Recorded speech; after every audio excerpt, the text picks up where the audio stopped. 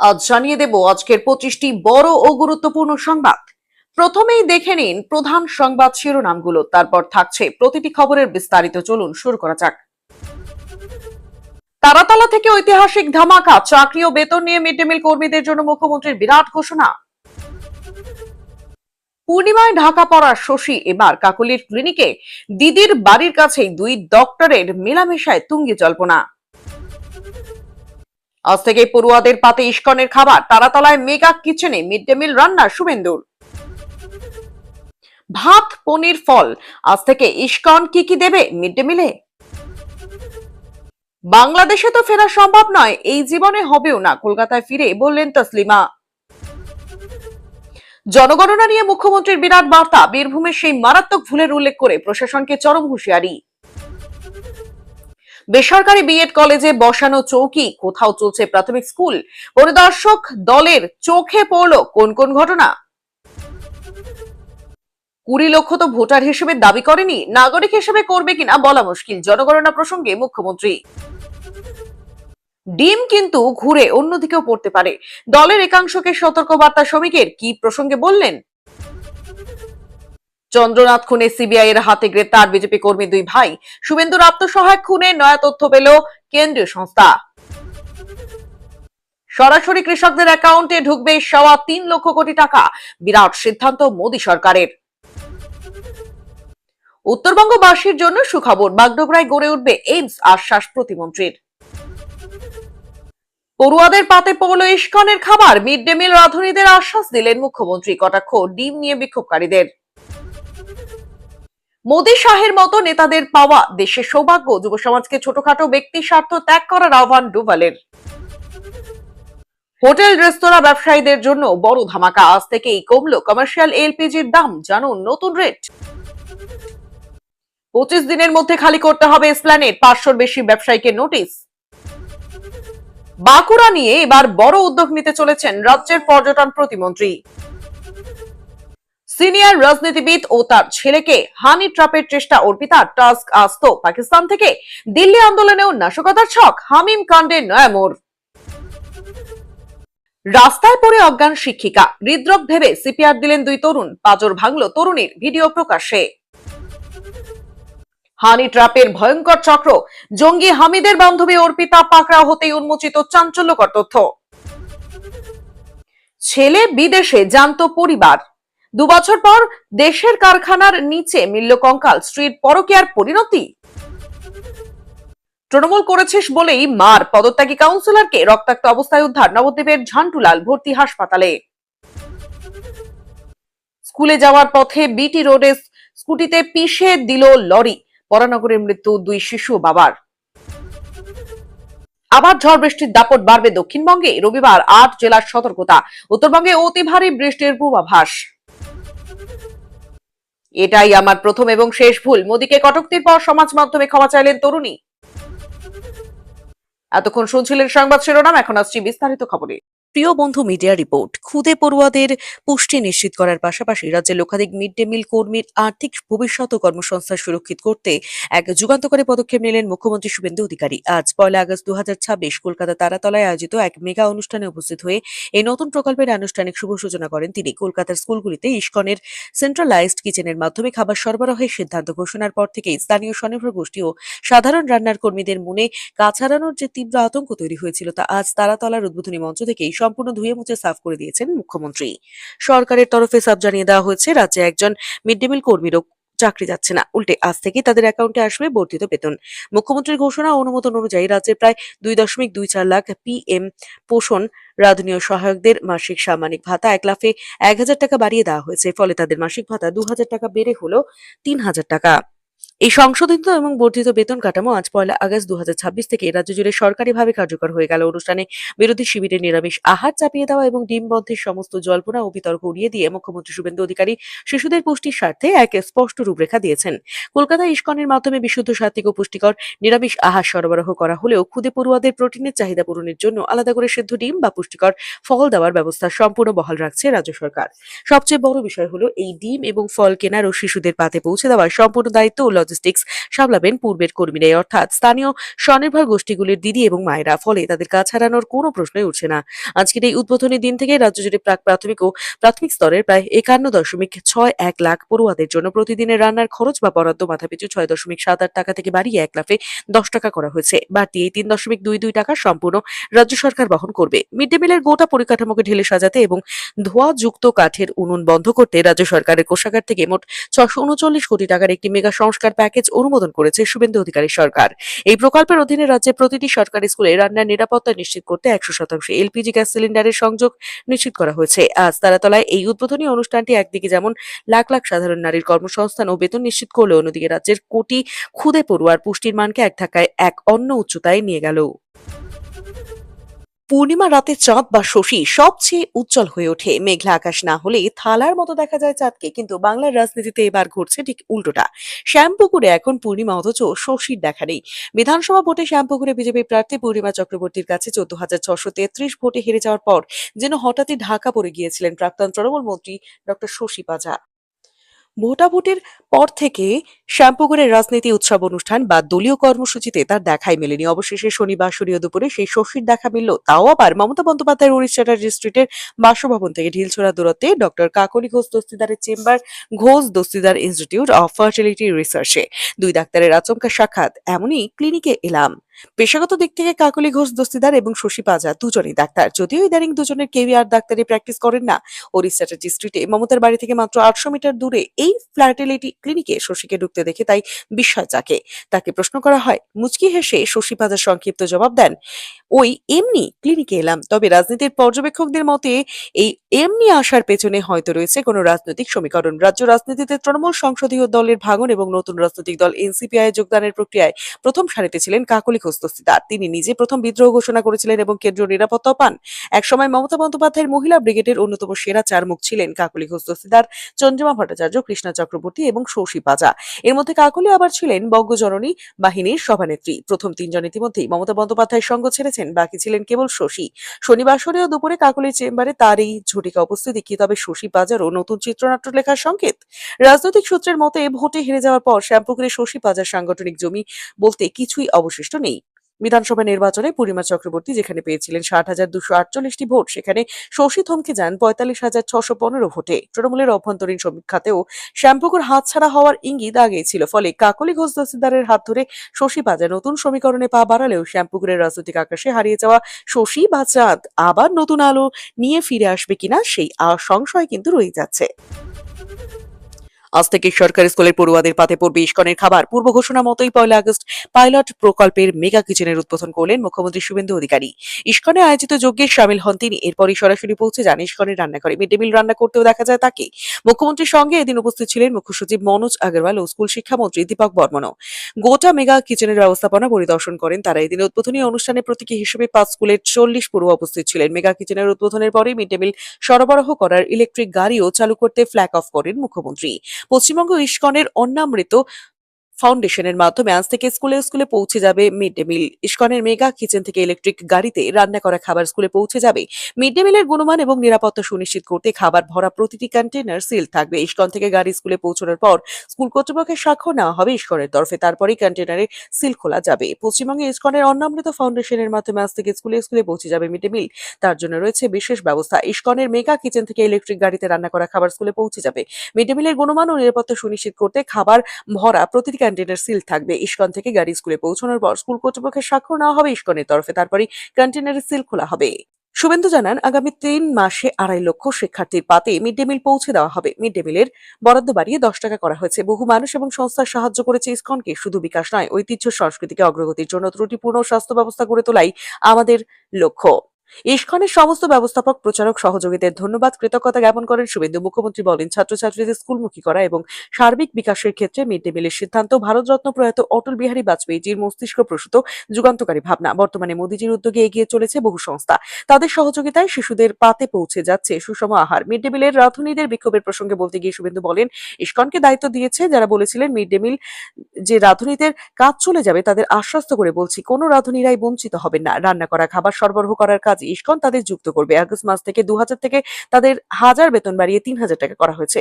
স্কুলে mid day meal সরবরাহ করার খবর সামনে আসতেই সমালোচনা শুরু হয়েছিল। শুভেন্দুর কথায়, গণতান্ত্রিক দেশে সমালোচনা থাকা ভালো, তাই বলছি। আমরা যেমন ইসকনের আহারকে গ্রহণ করেছি, তার সাথে বাচ্চাদের 2 দিন করে ডিম সরবরাহ করবে রাজ্য সরকার। আশা করি এবার সমালোচকরা কয়েকদিন এ নিয়ে মুখ বন্ধ রাখবেন। মিড ডে মিলে রাঁধুনিদের বিক্ষোভের প্রসঙ্গ বলতে গিয়ে শুভেন্দু বলেন, ইসকনকে দায়িত্ব দেওয়া যারা বলেছিলেন মিড ডে মিলে রাঁধুনিদের কাজ চলে যাবে, তাদের আশ্বস্ত করে বলছি কোনো রাঁধুনিরাই বঞ্চিত থাকবেন না। রান্না করা খাবার সরবরাহ করার কাজে ইসকন তাদের যুক্ত করবে। আগস্ট মাস থেকে 2000 থেকে তাদের বেতন বাড়িয়ে 3000 টাকা করা হয়েছে। ইসকনের তরফে মিড ডে মিল প্রদানের প্রসঙ্গে বিরোধীদের বিধে উত্তরপ্রদেশের মুখ্যমন্ত্রী যোগী আদিত্যনাথেরও উদাহরণ দেন শুভেন্দু। মুখ্যমন্ত্রীর পরামর্শ, যারা সমালোচনা ছাড়া গত 50 বছরে কিছু করেননি তাদের বলবো, আপনারা পারলে একদিন স্কুলে গিয়ে 44,000 পড়ুয়ার পাতে যে মিড ডে মিল আমরা পৌঁছে দিয়েছি তা একবার চেখে আসবেন। ইসকনের মিড ডে মিলের পাইলট প্রকল্পের সূচনার দিনেই পড়ুয়াদের সঙ্গে এক টেবিলে বসে মিড ডে মিল খেলেন শুভেন্দু।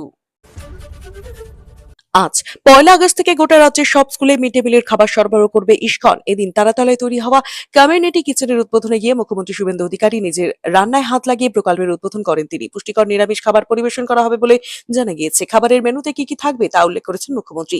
প্রকল্পের উদ্বোধনে গিয়ে শুভেন্দু অধিকারী জানান, নিম্নবিত্ত ও মধ্যবিত্ত পরিবার এই প্রকল্প থেকে সরাসরি উপকৃত হবে। মিড ডে মিলে বরাদ্দ বাড়ানোর কথাও উল্লেখ করেছেন মুখ্যমন্ত্রী। মেনুতে কি কি আছে?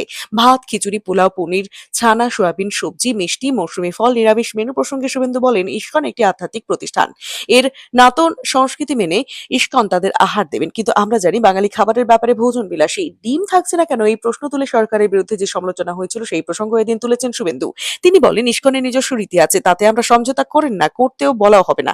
তবে উড়িষ্যায় আমরা টিম পাঠিয়ে দেখেছি, সেখানে মিড ডে মিলের বাইরে আলাদা করে ডিম দেওয়া হয়। এখানেও সপ্তাহে 2 দিন করে সিদ্ধ ডিম দেওয়া হবে। এ নিয়ে আর কোনো সমালোচনা যাতে না হয় সেই বার্তাও দেন শুভেন্দু। প্রায় 19 বছর পর প্রিয় শহর কলকাতায় ফিরলেন বাংলাদেশি লেখিকা তসলিমা নাসরিন। এয়ারপোর্ট থেকে এসেছেন কলকাতার অন্যতম বিখ্যাত হোটেলে। গত 19 বছর দিল্লিতে ছিলেন লেখিকা। আগামীকাল ও পরশু অর্থাৎ আগস্টের 1 এবং 2 তারিখ রয়েছে তার একাধিক কর্মসূচি। তিনি ধন্যবাদ দেন পশ্চিমবঙ্গ সরকারকে। তার আগে তিনি কথা বলেন এবিপি আনন্দের প্রতিনিধির সাথে। ফিরতে পেরেছি, এটা আনন্দের বিষয়। কলকাতা অনেকটাই বদলে গিয়েছে, সেই 19 বছর আগের কলকাতা এখন আর নেই, কিন্তু আমি যে ফিরতে পেরেছি এটাই আমার কাছে খুব আনন্দের বিষয়, কারণ আমিও ভাবতে পারিনি আমি এখনো কলকাতায় ফিরতে পারবো।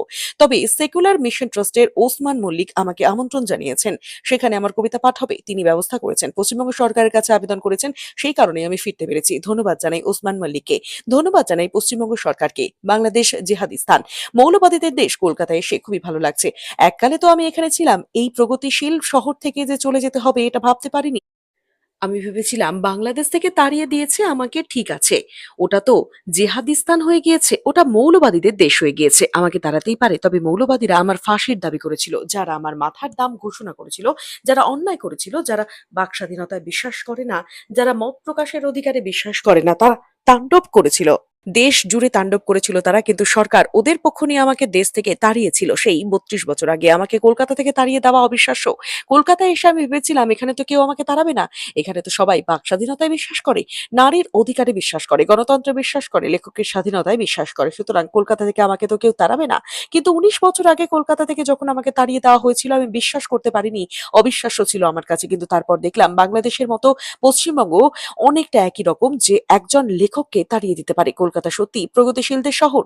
ভালো যে আমি ফিরতে পেরেছি। বাংলাদেশে তো ফেরা সম্ভব নয়, এই জীবনে হবেও না, তবে কলকাতা যে সত্যি প্রগতিশীলদের শহর এটা যেন আজ মনে হচ্ছে প্রমাণ করছে।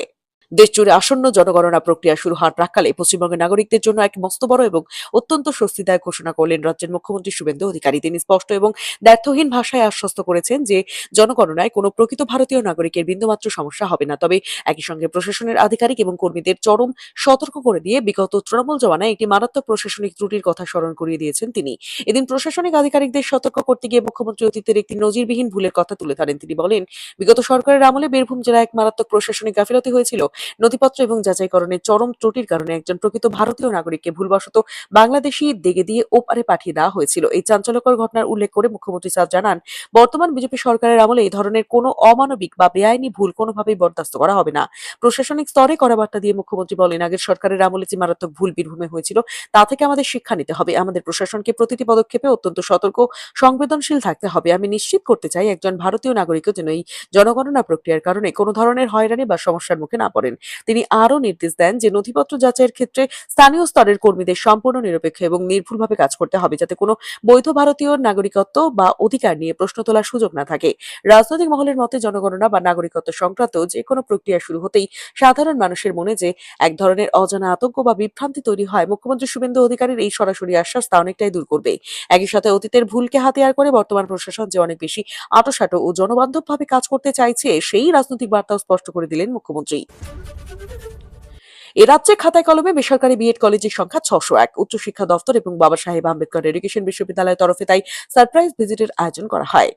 আর সেখানেই উঠে গেল অবাক করা নানা তথ্য। প্রশ্ন ওঠে, এতদিন কিভাবে টিকেছিল এই কলেজগুলি? দৃশ্য ১। মুখ্যমন্ত্রীর জেলা পূর্ব মেদিনীপুর, ৪ তলা সুউচ্চ ভবন।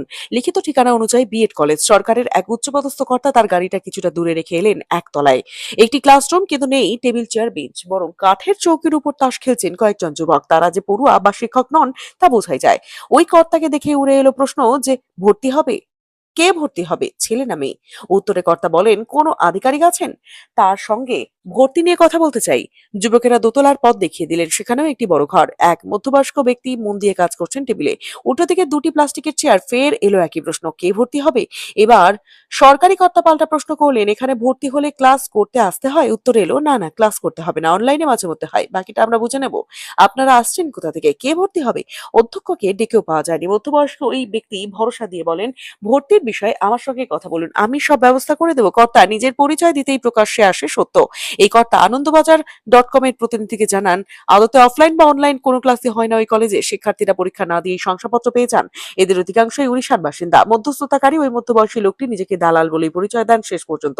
অম্লান বদনে জানান এটি তার পেশা। দৃশ্য ২। জেলা মালদহ। বিএড কলেজের ঠিকানায় পরিদর্শনকারী দল পৌঁছে দেখে পড়ুয়ারা ঘোরাফেরা করছেন, তবে তারা সব বেসরকারি প্রাথমিক স্কুলের ছাত্রছাত্রী। সকালে স্কুল চলার সময় পরিদর্শনকারী দল সেখানে পৌঁছয়, তাই পরিচয় পেতেই তড়িঘড়ি করে ছুটি দিয়ে দেওয়া হয় স্কুল। ফোন করা হয় বিএড কলেজের আধিকারিকদের। তারা গ্রাম থেকে কয়েকজন যুবক এনে দাবি করেন এরাই পড়ুয়া। এদিকে সেই পড়ুয়াদের অবিন্যস্ত পোশাক, অসংলগ্ন কথাবার্তা বুঝিয়ে দেয় সবটাই সাজানো। যদিও কর্তাদের প্রশ্নের মুখে স্বীকার করতে তারা বাধ্য হন, নামে বিএড কলেজ হলেও আসলে ওখানে ভাড়া দেওয়া হয়েছে একটি প্রাথমিক স্কুলকে। শুধু এই দুটি চিত্রই নয়, সারা রাজ্যে বহু কলেজে এমন পরিস্থিতি। মুর্শিদাবাদ এবং বীরভূমে কোথাও নির্দিষ্ট কলেজের ঠিকানায় পৌঁছে দেখা গিয়েছে তা আদতে কোনো বসতবাড়ি। কোথাও ফোন করেও খুঁজে পাওয়া যায়নি কোনো শিক্ষক বা আধিকারিককে। এইসব জেলার অনুমোদিত অনেক কলেজেই পৌঁছে দেখা গিয়েছে ভগ্নবাড়ি। বহু বছর পা পড়েনি কারো। এ রাজ্যে খাতায় কলমে বেসরকারি বিএড কলেজের সংখ্যা ৬০১। উচ্চশিক্ষা দপ্তর এবং বাবা সাহেব আম্বেদকর এডুকেশন বিশ্ববিদ্যালয়ের তরফে তাই সারপ্রাইজ ভিজিটের আয়োজন করা হয়। আর সেখানেই উঠে এলো অবাক করা নানা তথ্য। প্রশ্ন ওঠে, এতদিন কিভাবে টিকেছিল এই কলেজগুলি? বিস্ময় প্রকাশ করেছেন কর্তারাও। এইসব কলেজের অনুমোদন বাতিলের মতো চরম সিদ্ধান্ত নেওয়া হতে পারে বলে ইঙ্গিত। উত্তরবঙ্গ থেকে দক্ষিণবঙ্গ সর্বত্র ছড়িয়ে আছে এমন ভুয়ো কলেজ। তবে এই পরিস্থিতিতে যে শুধু পশ্চিমবঙ্গে তা নয়, আরো ৯টি রাজ্যে এই ভুয়ো বিএড কলেজ চক্র ছড়িয়ে রয়েছে বলে জানা গিয়েছে। বিকাশ ভবন সূত্রের খবর, এমন কলেজগুলিকে হাতে নাতে ধরতে বিশ্ববিদ্যালয় এবং উচ্চশিক্ষা দপ্তর থেকে ২ সদস্যের ১৫০টি দল তৈরি হয়। মোট ৩০০ শিক্ষক এবং আধিকারিক গত বুধবার ২৮শে জুলাই থেকে আচমকা পরিদর্শন করছেন। দলের সদস্যর এই মিশনের নাম দিয়েছেন তারা সার্জিক্যাল স্ট্রাইক। গত বুধবার থেকে শনিবার পর্যন্ত সব কলেজে পরিদর্শনের লক্ষ্যমাত্রা নেওয়া হয়েছিল। সূত্রের খবর, অধিকাংশ বেসরকারি কলেজের পড়ুয়ারাই পরীক্ষা দেন না, তবে কোনো কোনো কলেজ চলছে নিয়মমাফিক, সেখানে নিয়মিত পরীক্ষার ব্যবস্থা রয়েছে। দপ্তরের এক কর্তা জানান, পরিদর্শনে দেখা গিয়েছে বিহার, ঝাড়খণ্ড, উড়িষ্যা, অরুণাচল প্রদেশ, অসম, সিকিম সহ মোট ৯টি রাজ্যের চক্র এই কাজের সাথে জড়িত। মাসখানেক আগে সিকিম সরকারের তরফে রাজ্যের মুখ্য সচিবের কাছে এই সংক্রান্ত চিঠিও পাঠানো হয়। তারপরে নড়েচড়ে বসে সরকার। পরিদর্শনকারী দলের এক সদস্য বলেন, দপ্তরের শীর্ষ স্তর থেকে জানানো হয়েছে, কোনো মন্ত্রী বা বিধায়কের নাম করে কেউ কোনো হুঁশিয়ারি দিলেও যেন কোনোভাবে আমরা কাজ না থামাই। সরকার দুর্নীতিতে জিরো টলারেন্স নীতি নিয়েছে, ফলে এই সারপ্রাইজ ভিজিট কোনোভাবেই বন্ধ হবে না। এই বার্তা আমাদের বাড়তি শক্তি দিয়েছে। এরপর কি হবে? বিকাশ ভবন সূত্রের খবর, পরিদর্শনকারী দলগুলি রিপোর্ট পাঠাবে। সেখান থেকে বেশ কিছু বিষয়ের উপরে নম্বর ভাগ করা হয়েছে। সেখানে উত্তীর্ণ হতে না পারলে কলেজের নামের সঙ্গে যুক্ত হবে লাল নিশান। ওইসব কলেজের অনুমোদন বাতিল করা হতে পারে, ইঙ্গিত বিশ্ববিদ্যালয়ের। শনিবার বিধাননগর থেকে ভারতের ১৬তম ডিজিটাল জনগণনা সেলফ এনুমারেশন প্রক্রিয়ার আনুষ্ঠানিক সূচনা করেন মুখ্যমন্ত্রী শুভেন্দু অধিকারী। এই বিশেষ প্রক্রিয়ার সূচনার পর সাংবাদিকদের মুখোমুখি হয়ে তিনি পূর্বতন তৃণমূল কংগ্রেস সরকারের তীব্র সমালোচনা করার পাশাপাশি রাজ্যের এসআইআর প্রক্রিয়া এবং এএসডিডি তালিকা নিয়ে তৈরি হওয়া বিভ্রান্তির নিরসন ঘটান। মুখ্যমন্ত্রী জানান, জনগণনা একটি অত্যন্ত গুরুত্বপূর্ণ সংবিধান দায়িত্ব হওয়া সত্ত্বেও আগের সরকার নানা কারণে এই প্রক্রিয়া শুরু করতে পিছুপা হয়েছিল। তবে বর্তমান সরকার দায়িত্ব নেওয়ার পর এই কাজকে সর্বোচ্চ গুরুত্ব দিয়ে এগিয়ে নিয়ে যাচ্ছে। পাশাপাশি ডিজিটাল জনগণনার গুরুত্ব তুলে ধরে মুখ্যমন্ত্রী বলেন, বিগত সরকারের অনিচ্ছার কারণে আমরা অনেকটাই পিছিয়ে পড়েছিলাম। সরকারে আসার পর আমরা এটাকে অগ্রাধিকার দিয়েছি। এবার ১৬তম জনগণনা প্রধানত দুটি পদ্ধতিতে হচ্ছে, একটি সশুমারি এবং অন্যটি পূর্ণাঙ্গ ডিজিটাল প্রক্রিয়া। এই শুমারির চূড়ান্ত তথ্য সরকারি খাতায় নথিভুক্ত হয়ে গেলে সাধারণ মানুষকে বিভিন্ন সরকারি প্রাথমিক প্রকল্পের সুবিধা পেতে আর বারবার নথি জমা দেওয়া লাইনে দাঁড়াতে হবে না। রাজ্যে এসআইআর প্রক্রিয়ার পর প্রকাশ্যে আসা এএসডিডি অর্থাৎ অনুপস্থিত, স্থানান্তরিত, ভুয়ো ও মৃত ভোটারদের তালিকা এবং ভোটাধিকার সংক্রান্ত প্রশ্নের জবাব দেন মুখ্যমন্ত্রী। তিনি স্পষ্ট জানান, ট্রাইব্যুনালে স্থান পাওয়া ২৭ লক্ষ ব্যক্তির মধ্যে প্রায় ৭ লক্ষ মানুষ আবেদন জানিয়েছে। অন্যদিকে অবশিষ্ট ২০ লক্ষ মানুষ এখনো কোনোভাবে বা আপিলই করেনি। মুখ্যমন্ত্রী জানান, যারা ভোটার হিসেবে এখনো কোনো দাবি করেনি তারা পরবর্তীতে ভারতীয় নাগরিক হিসেবে দাবি পেশ করবেন কিনা তা পুরো প্রক্রিয়া শেষ না হওয়া পর্যন্ত বলা সম্ভব নয়। একই সঙ্গে তিনি স্পষ্ট করে দেন, রাজ্যের জনবিন্যাসে পরিবর্তনের সঙ্গে জনগণনা প্রক্রিয়ার কোনো সম্পর্ক নেই। অনুপ্রবেশকারীর ইস্যু ভিন্ন। তাই আরো একবার মুখ্যমন্ত্রী পরিষ্কার করে দেন, অনুপ্রবেশ আর শরণার্থী আলাদা। সরকার বেআইনি অনুপ্রবেশকারীদের খাওয়াতে পারবে না। প্রসঙ্গত, শনিবার ডিজিটাল জনগণনার সেলফ এনুমারেশন প্রক্রিয়ার সূচনা করে মুখ্যমন্ত্রী আশ্বাস দেন, এই তথ্য সম্পূর্ণ গোপনীয় এবং আইনগতভাবে সুরক্ষিত। শুধুমাত্র পরিকল্পনা, পরিসংখ্যা এবং উন্নয়নের জন্য ব্যবহার করা হবে। কারো ব্যক্তিগত তথ্য বাইরে আসার বা সেটিকে অপব্যবহার করার কোনো সুযোগ নেই। আজ আমরা ২০৭ এই শরীরী ভাষা নিয়ে যদি আমাদের দলের কেউ ময়দানে নেমে পড়েন, তাহলে পরিণতি কিন্তু অত্যন্ত বিপজ্জনক হবে। যে অনাকাঙ্ক্ষিত ডিম থেরাপি শুরু হয়ে যাবে, সেই ডিম কিন্তু ঘুরে অন্যদিকেও পড়তে পারে। এটা প্রত্যেককে মনে রাখতে হবে। দলের একাংশকে সতর্ক করে দিলেন রাজ্য বিজেপির সভাপতি শ্রমিক ভট্টাচার্য। রাজারহাটের খড়গপুরের আইআইটির ক্যাম্পাসের অনুষ্ঠানে এই বার্তা।